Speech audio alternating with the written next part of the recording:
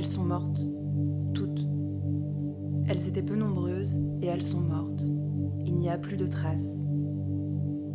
Je les ai vues souvent, sans plus faire partie de leur groupe, leur cercle, leur assemblée. D'autres les ont vues. Certains se souviennent, mais aucun ne sait ce qu'elles sont devenues. Je ne connais pas l'emplacement de leurs tombes. Je ne sais pas s'il y a des corps qui pourrissent sous terre. Elles ont disparu. Je ne sais pas si j'ai la force d'écrire cette histoire. Si je meurs sans l'avoir racontée, c'est comme si elle n'avait pas existé. Il y avait Louve, il y avait Maïna, Raquel et Grace, Rosa et Francesca. Il y en avait d'autres. J'ai aimé Louve, plus que de raison, dès le début. Je l'observais. Elle était d'une beauté frappante et ne ressemblait à personne, ne ressemblait à aucune de ces femmes que l'on trouve belles. Elle était d'une beauté sanguine, calme et féroce. Penser à elle me saisit au centre du corps et une coulée de plomb m'emplit. Puis vient la nausée, puissante, quand je pense à la suite. Il me faudra du temps. Parfois, je sens que je vais mourir. Je me sens mourir. Cela me prend une fois par jour au moins. Je me ressaisis parce que je sais qu'ils guettent. Il faut faire attention. Ne pas donner de signes de faiblesse. Il m'arrive d'oublier qu'ils sont nos ennemis. Au mieux, je peux considérer qu'ils ne sont pas mes alliés. Il n'y a plus lieu de dire « nous », car il n'y a plus que moi. Ça me donne le vertige de savoir cela et d'être seule à le savoir. Je les laisse penser que je suis parmi eux, quand je ne suis pas là, mais dans un repli de mon âme où elles existent encore. Je leur laisse croire que nous sommes faits pareil quand la mémoire de ma peau compte une toute autre histoire. Il y a eu la main de Louve sur ma nuque. Il y a eu son souffle et le mien entre nos bouches ouvertes l'une à l'autre. Entre nous, l'oxygène a circulé. Y penser est une façon de lutter contre l'asphyxie. Chaque jour, je rassemble les morceaux de mon être. Chaque jour, il m'est plus difficile d'effectuer ce geste de composition. Il me semble que bientôt, je n'aurai plus la force, mais il y a cet enfant que j'ai voulu, que j'ai porté. Donc, je n'ai pas le droit de mourir, et chaque jour, je rassemble les morceaux de moi et pars.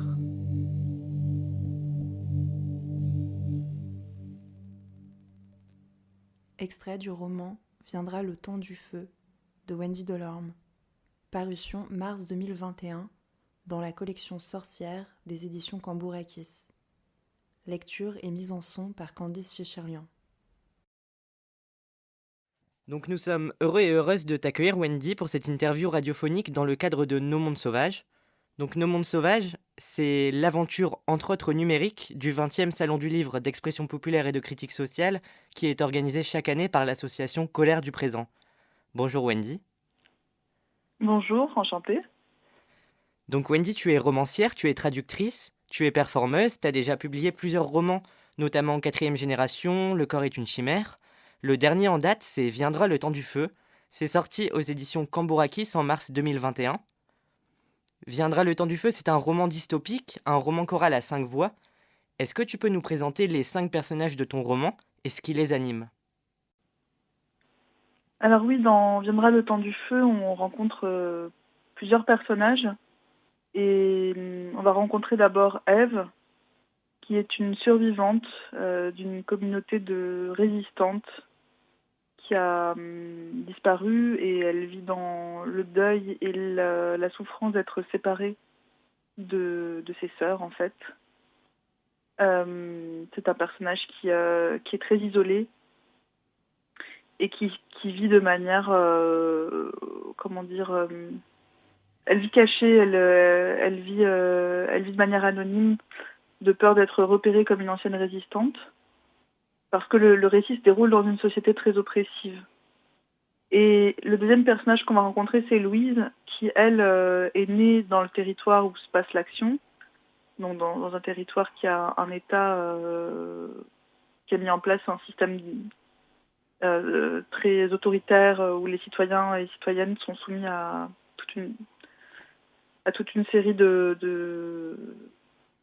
dictats qui régulent les mouvements de population, les frontières sont fermées. Louise, c'est un personnage qui mène une double vie. Elle est animatrice le jour dans le divertissement et puis la nuit, elle travaille dans un club illégal où elle est stripteaseuse, mais en fait, elle travaille aussi à résister au système, mais de manière clandestine. Et puis on va rencontrer son partenaire, Raphaël, qui est un jeune révolutionnaire. Lui, il refuse d'être un dominant et il décide de déserter. Donc c'est une figure de révolutionnaire déserteur qui veut pas vivre dans le rôle qu'on lui a assigné. Et puis le quatrième personnage important, c'est Grace, qui elle aussi est une résistante qui appartenait à la même communauté que Ève. Et alors si je vais vous spoiler un petit peu, mais un des ressorts du récit, c'est comment elles vont se retrouver.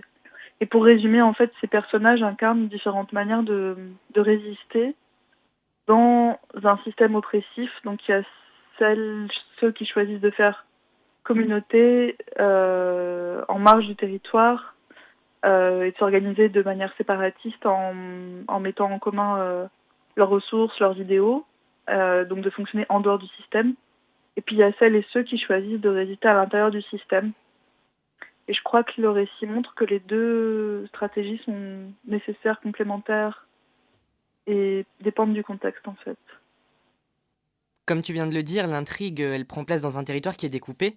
Ce territoire est découpé par un fleuve. Donc ces deux territoires, ils ont des règles et des formes d'organisation qui sont assez différentes. Est-ce que tu peux nous dire un petit peu les points les plus importants selon toi de ce qui oppose une rive et l'autre du fleuve ? En fait, ça, c'est des choses qu'on va découvrir au fil du récit. C'est-à-dire que la situation initiale, c'est Ève qui a quitté la communauté de résistante où elle habitait, donc en marge du territoire où se déroule l'action. Le territoire où se déroule l'action, ça pourrait être un pays d'Europe, et il faut imaginer que ce pays, il a ses frontières qui sont fermées depuis 30 ans. Et donc voilà, après, il faut imaginer tout ce qui en découle en fait. Donc ce qui se passe sur ce territoire, c'est que les civils n'ont plus le droit d'entrer ni de sortir, et que seulement les marchandises peuvent circuler d'un territoire à l'autre. En fait, c'est comme une parabole de ce qui se passe en Europe avec la fermeture des frontières, le contrôle de ce qu'on appelle de manière complètement technocratique les flux migratoires. Il s'agit en réalité de personnes qui ont survécu à des migrations forcées, puisqu'ils et elles pouvaient pas survivre dans les pays où ils étaient. Voilà. Et de l'autre côté du fleuve qui forme la frontière, une des frontières du territoire, il y avait une communauté de résistantes, de personnes qui avaient choisi de vivre en marge. Et cette communauté a été détruite. Et donc le roman commence comme ça, en fait. Voilà. En ce qui concerne la communauté de résistantes, est-ce qu'on peut, selon toi, appeler ce mode d'organisation une sororité ? Et si oui, est-ce que c'est des enjeux dans lesquels tu crois et dans lesquels tu te retrouves ? Oui, alors la communauté de résistantes dont je parle dans le livre, elle est en fait inspirée d'un roman de Monique Wittig qui s'appelle Les Guerrières. Et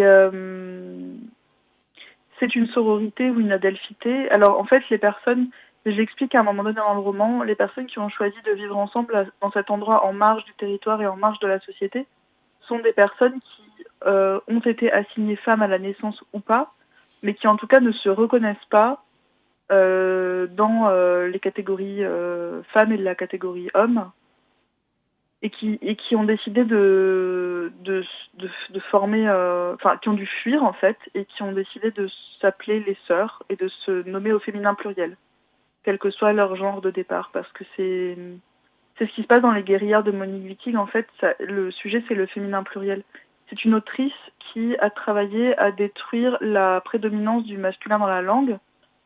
Son premier roman, Le Poponax, il est écrit à la troisième personne du singulier neutre, le on. Donc le sujet de son premier roman, c'est on. Et Les Guerrières, le sujet, c'est elle au féminin pluriel. Donc j'ai repris ça, en fait. Et donc il ne s'agit pas que de femmes cisgenres, il s'agit de personnes qui ont choisi politiquement le féminin pluriel pour se nommer. Et donc ces personnages qui sont des femmes, des personnes queer, trans, homosexuelles, est-ce que c'est important pour toi de leur donner de la visibilité dans ton roman? Et est-ce que c'est quelque chose que tu souhaites défendre? Bah, il s'agit pas tant de visibilité que de vécu. C'est-à-dire que dans tous les livres que j'ai écrits, il y a des personnages queer parce que c'est pas comme si j'écrivais de l'extérieur des minorités sexuelles et de genre pour leur donner une visibilité. C'est ma culture, c'est ma contre-culture. Et écrire, c'est une manière de donner forme à du vécu. Et dans la création, on s'inspire forcément de choses vécues, de choses qui parlent à nos émotions. Et ben, il se trouve que c'est mon vécu, donc forcément, oui, ça, c'est une forme de conte peut-être ou de poésie faite à partir de choses vécues, on va dire. Ouais. Et en ce qui concerne ce dont tu viens de parler, c'est-à-dire les textes auxquels tu fais référence, il y a Monique Wittig, il y a aussi Paul Preciado, pourquoi est-ce que tu as choisi d'intégrer directement des extraits de ces textes dans ton roman? Alors effectivement, au fil de mon roman, on va trouver des extraits de textes qui viennent de différents livres et dont je donne les références tout à la fin. Je peux pas les donner au fur et à mesure parce que ça fait partie de l'intrigue. C'est-à-dire que dans cette société carcérale que je décris, parmi d'autres restrictions, les livres ont été interdits. Tous les livres qui ne sont pas des livres de divertissement pur et simple. Et les livres sont vendus au poids dans les supermarchés. Donc les gens peuvent lire des livres, mais c'est des livres de divertissement qui sont en fait... Enfin, tous les livres qui ont une dimension subversive, politique, et qui sont pas des purs livres de divertissement ont été interdits, pour une raison que je peux pas dévoiler parce que ça fait partie... Ce sera vraiment un gros spoiler. Mais donc je pars de cette idée-là, et puis en fait, à un moment donné, deux de mes personnages vont trouver des livres qui ont été cachés, qui ont été préservés de la destruction. Et c'est ces livres-là qui vont être lus et qui vont servir aussi à faire des incursions dans d'autres imaginaires que celui de mon propre roman. Donc du coup, on a Les Guerrières de Monique Wittig, on a Un appartement sur Uranus de Paul Preciado, on a un roman de Sarah Waters, un livre de David Foster Wallace, on a Les Lettres à un jeune poète de Rainer Maria Rilke, j'en oublie, il y en a d'autres. En fait, ce sont des livres que j'ai soit lus pendant les 2 ans et demi durant lesquels j'ai écrit mon propre roman et qui, du coup, m'ont fait écho et dont j'ai intégré des extraits, soit que j'avais lu avant mais qui m'avaient marqué. Et donc, à chaque fois qu'on est sur de l'italique, en fait, c'est des extraits d'autres livres et vous avez les références à la fin. Et en fait, c'est comme un petit jeu de piste, c'est-à-dire... est-ce que les gens savent de quel livre je parle? Il y en a qui devinent tout de suite. Donc je reçois des messages là sur les réseaux sociaux de gens qui me disent ah mais en fait tel passage c'est Un appartement sur Uranus. Je dis oui, bah, allez jusqu'à la fin, vous verrez, il y a les références. Et pareil pour les guerrières, on me dit ah mais ça fait vachement penser aux guerrières. Je dis bah oui, c'est les guerrières. Vous verrez. Donc voilà, c'est comme un petit je sais pas, c'est une manière de se relier aussi avec les gens qui ont aimé ces livres et que ces livres inspirent.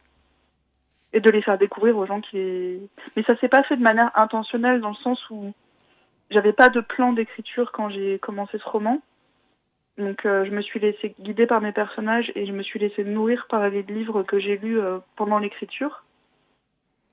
Et à un moment donné, oui, en lisant Un appartement sur Uranus, je me suis dit mais il y a des passages de ce livre qui feraient des tellement beaux tracts, des tellement beaux manifestes militants. Et du coup, j'ai demandé à Paul Preciado l'autorisation d'en reproduire des extraits. Et en lui disant, voilà, je peux aussi les écrire moi, mais ces passages-là de ton livre sont tellement porteurs que ça me semble évident. Et du coup, j'ai créé dans le livre des personnages qui s'appellent les Uraniens, et qui sont des personnages une société secrète de résistantes et de résistants, qui sont des dissidents en fait, qui veulent échapper à la reproduction obligatoire, parce que en fait la société que je décris c'est comme une parabole de notre société où il faut produire et reproduire, et les personnes qui veulent échapper à ce système-là vont s'appeler les Uraniens, et donc d'un côté il y a les Uraniens qui sont dans la ville, dans la société carcérale, et de l'autre côté il y a les sœurs qui sont la communauté de résistantes. Les Uraniens sont inspirés Un appartement sur Uranus de Paul Preciado et les sœurs sont inspirées des guerrières de Monique Wittig. Voilà. Les extraits de textes que tu as choisis sont, tu l'as dit, des tracts, enfin, voilà, interviennent de plein de manières aussi dans l'intrigue du roman. Est-ce que tu crois au pouvoir de ces textes dans la vraie vie pour essayer de changer la société, de changer le monde? Ben, je pense, comme le disait Monique Wittig, qu'il y a une plastie du langage sur le réel. C'est-à-dire que le langage agit le réel. Puisque la manière dont on nomme les choses va leur donner une perspective, va donner une perspective différente sur ce qu'on nomme. C'est pas du tout pareil de dire migrant que de dire survivant de migration, vous voyez. C'est pas du tout pareil de dire violence faite aux femmes que de dire violence machiste. Ça ne nomme pas les choses de la même manière. Et donc ça, c'est une première chose. Donc je crois que les mots sont une manière de donner forme et réalité à ce qu'on vit, et que le choix des mots traduit nos cadres de perception du réel. Donc si on utilise certains mots, par exemple dans le roman, je dis pas couple, je dis la mise en paire, parce que c'est une sorte d'injonction, le couple, à laquelle on est formé très jeune et on est, formé à y aspirer. C'est censé être la forme de relation la plus désirable. Pareil, je dis pas les mères, je dis les contributrices. Parce que, en fait, dans ce roman, je rends visible le travail gratuit qu'est l'élevage des enfants. J'utilise le mot élevage à dessein, parce que c'est un vrai travail qui n'est absolument pas... pour lequel les personnes qui travaillent sont pas du tout... voilà, on parle du travail domestique, de son inéquitable répartition. Donc voilà, c'est une manière de nommer les choses qui rend visible les dynamiques de pouvoir, etc. Mhm. Et je pense, oui, pour répondre à votre question, que certains livres, donc ceux qui m'ont inspiré, que je cite dans ce roman, et bien d'autres, peuvent faire... Je ne sais pas si ça peut changer le monde, mais en tout cas, ça peut faire prendre conscience. Moi, je sais que quand j'ai lu La pensée straight de Monique Wittig, par exemple, ça m'a donné une grille de lecture sur le réel qui a changé ma perspective sur le monde. Donc c'est une manière de changer le monde, puisque ça change la manière dont on le regarde déjà. Alors peut-être que ton texte il est sorti il y a assez peu de temps, mais est-ce que tu as déjà eu des retours de ce type, un petit peu de la boucle est bouclée? Il y a des gens qui te disent ton texte il m'a vraiment ouvert, ça m'a changé ma façon de voir les choses, ce genre de retour? Oui, c'est complètement fou. Il est sorti il y a un mois et il se passe pas une journée sans que j'ai des gens qui m'écrivent sur les réseaux sociaux. Donc les personnes me contactent via Twitter ou Instagram ou d'autres moyens et me font des retours de lecture complètement géniaux, quoi. Je me sens hyper reliée à travers ce livre-là. Alors c'est peut-être lié au fait que, du fait de la crise sanitaire, les gens se parlent plus facilement sur les réseaux sociaux et s'écrivent plus facilement même quand ils se connaissent pas. C'est peut-être lié au fait que je suis plus présente qu'avant sur les réseaux sociaux, je sais pas. En tout cas, j'ai énormément de retours et beaucoup de libraires, parce qu'en fait, ce livre, il parle du potentiel de la littérature pour changer notre perception du monde. Et donc forcément, il parle aussi beaucoup des librairies et du rôle des librairies, puisque je parle d'un monde dans lequel les librairies ont été remplacées par d'autres commerces et où elles n'existent plus. Et en fait, tout ça, je l'ai écrit avant la crise sanitaire, puisque j'ai fini de l'écrire en décembre 2019. Après le temps de faire les retouches, de lancer le processus éditorial, tout ça, il est sorti un an après, en fait, mais ça fait vraiment écho, je crois, à la situation actuelle, et les libraires, ils sont hyper sensibles. Du coup, j'ai vraiment des retours de libraires incroyables, et c'est très émouvant, parce que j'ai passé 2 ans et demi sur le texte toute seule. Donc ça fait que je me sens reliée à travers ce texte, et que quand les gens me disent oui, ça fait écho, c'est une manière de nommer les choses, de nommer nos expériences actuelles J'ai beaucoup de retours dans ce sens-là, ouais, et ça fait du bien. Pour revenir juste un petit peu à ton roman, nous on t'invite, la thématique de notre salon c'est Nos mondes sauvages. En fait, quand on a lu le texte, on s'est dit, mais en fait, il y a tellement de choses, la question des minorités de genre, la question de la nature, la question de l'urbain, la question des disparités économiques au sein même du territoire qui est soumis à l'administration. On s'est dit, mais en fait, il y a tellement de formes de sauvagerie dans ton livre qu'on ne peut pas faire autrement que de t'inviter. Pour toi, sauvage, qu'est-ce que ça veut dire? Bah, sauvage, c'est un mot qui est très beau, mais dont je me méfie. Et c'est pour ça que j'ai eu ça m'a posé question de répondre quel est ton monde sauvage, quel est ton livre sauvage. En fait, il y a des gens qu'on va dire sauvages, et c'est des catégories de personnes qui sont souvent désignées par ce terme de manière négative.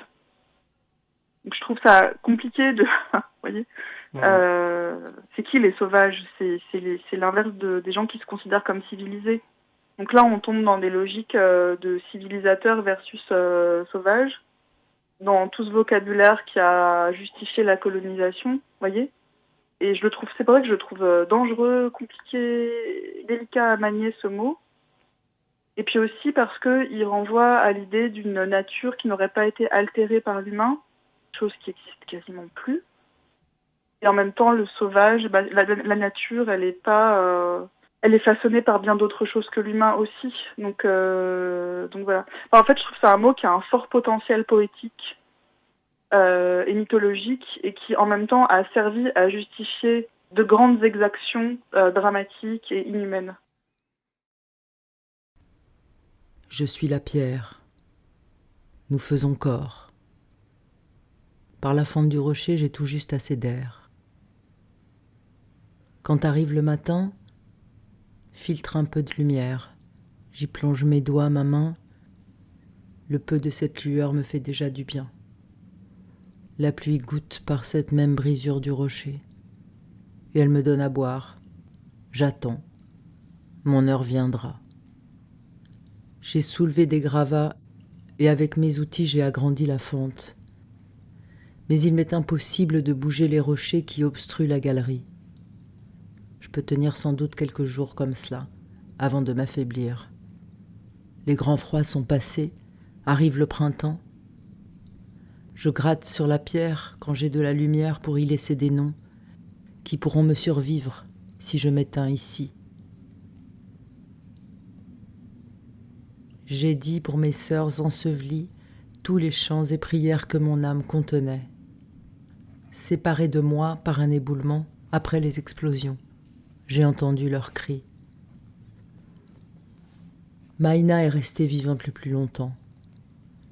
Dans l'opaque silence des galeries obstruées, la raréfaction d'air a fait s'éteindre peu à peu sa voix.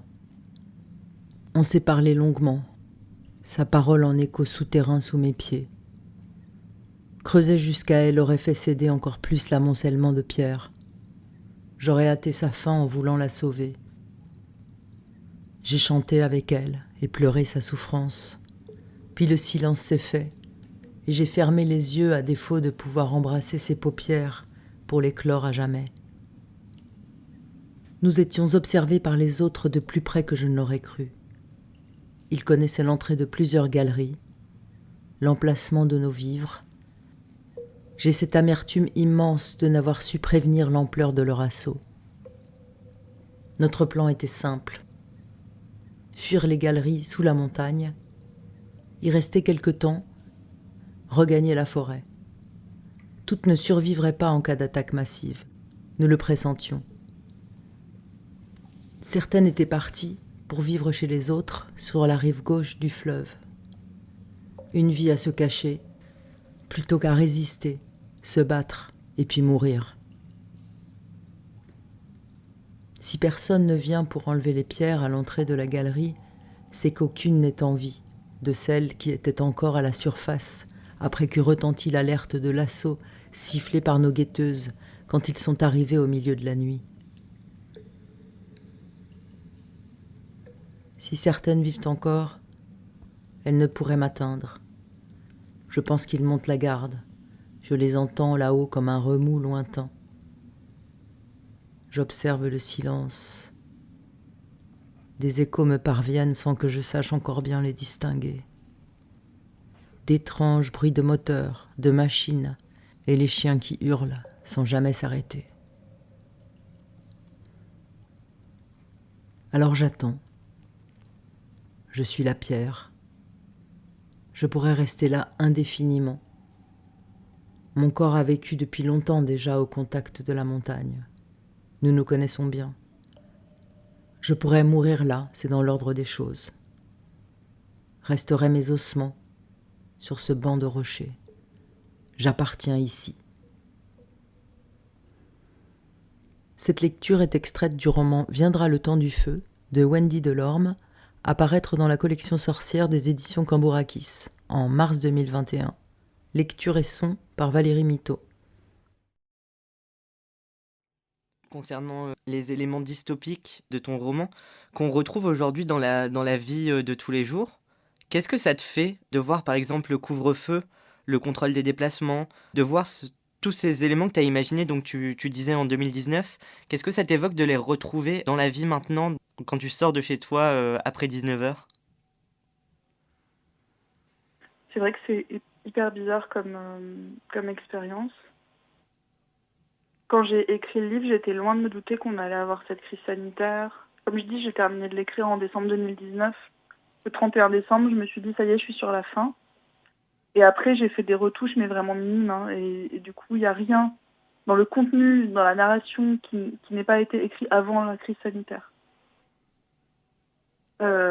Donc ça fait très bizarre de dire oui, il y a un couvre-feu dans mon roman et on vit le couvre-feu. Oui, les frontières sont fermées dans le roman et là, on a la fermeture des frontières, on a le contrôle du déplacement des populations. Mais en vrai, ce qu'on vit là, j'ai l'impression que c'est comme une exagération de ce qu'on vivait déjà avant, dans le sens où on avait déjà nos frontières fermées aux survivantes et aux survivants de l'immigration, qu'on laissait déjà crever dans des conditions inhumaines dans les camps en Grèce, à Calais, enfin, vous voyez. Et puis, du coup, le déplacement des populations dans le monde, il est déjà contrôlé. Alors, il y avait certes pas de couvre-feu, mais bon. En vrai, moi, j'ai l'impression d'avoir rien inventé, parce que ce que j'ai mis dans le roman, c'est des choses qui ont déjà eu lieu quelque part dans le monde à une époque donnée. Et c'est aussi ce qu'a fait Margaret Atwood quand elle écrit La Servante écarlate. Il y a une postface d'elle qui dit, dans une des rééditions du roman, elle dit en fait j'ai rien inventé, tout ce qui est dans ce roman c'est des choses qui ont existé à un moment donné dans le monde, dans des lieux différents, dans des époques différentes. Et je pense que c'est ça la dystopie, c'est quand on part de quelque chose de réel et qu'on incrémente, on gonfle, mais finalement ça fait écho à la situation actuelle. Est-ce que pour terminer, tu veux bien nous mettre en voix un petit morceau choisi de ton texte, de nous faire entendre un extrait? Donc là, je vais lire un extrait du personnage de Raphaël, qui intervient vers pile la moitié du roman.